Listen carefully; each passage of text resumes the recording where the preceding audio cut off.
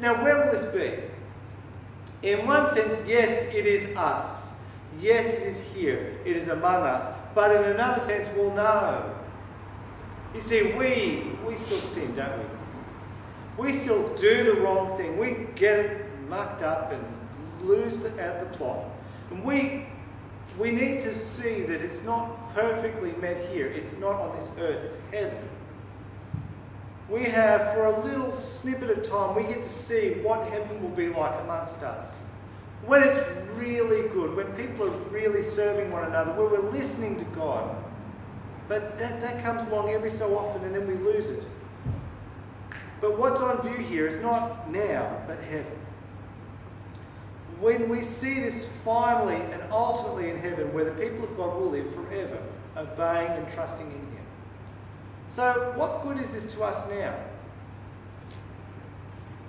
Why do we know about this? Why did God tell us what heaven will be like? Because we need to see where we're going. We need to keep our eyes on the goal, otherwise we will not get there. A very wise person once said, if you aim at nothing, you're bound to hit it. If you aim at nothing, you are bound to hit it. If you don't keep focusing on where you are going to get lost. And in our society, we don't have persecution, do we? We don't have, no one's going to break down the door and come in with guns and say, all right, all you Christians, you're going to die. But tomorrow morning, when you guys go to school or uni or work, and someone says, so what did you do on the weekend? What will you say? Will you say, man, those of you who went, this epic weekend, had youth group, was great. Heard more about Jesus. And we went to this really cool thing in the city.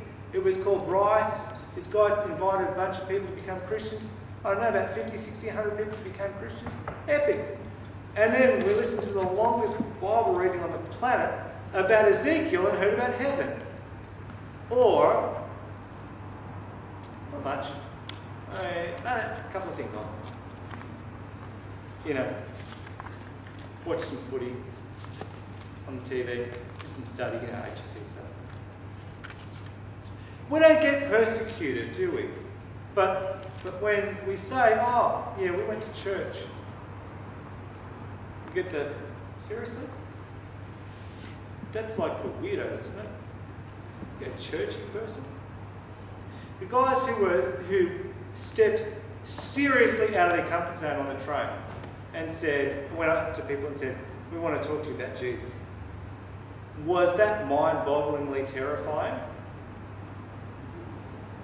Because what are they going to think about?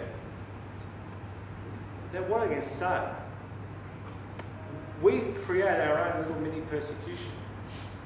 We're worried about what other people say, what they'll think of us. And sometimes we lose sight of what it's really about. God has called us to heaven. And this life is a blip in eternity. This life is short. Eternity is forever. And sometimes we go, but this life is important and I don't want to lose the friendships. And I don't want to get picked on. And I don't want to pass up the opportunities for the job or the promotion or the girlfriend or the parties or the insert thing here. Because I don't have very long to enjoy this.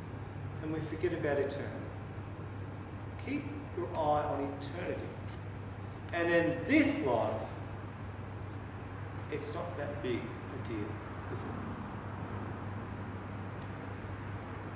We have very little to complain about. You guys are almost certainly never going to have a gun shoved in your face because you're a Christian. When I was in Nigeria forever ago, I met a guy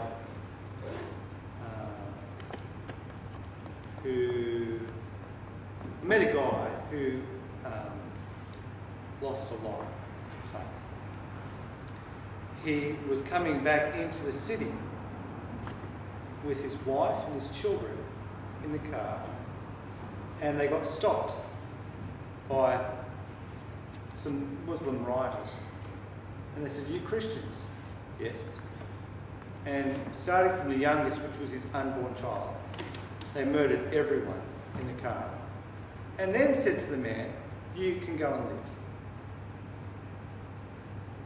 We're never going to face that unless you go to other countries. So why do we lose sight of eternity? Let's not lose sight of eternity. Let's keep our eyes on Jesus and keep our eyes on Him, because that's where we're headed. Do you guys have any questions?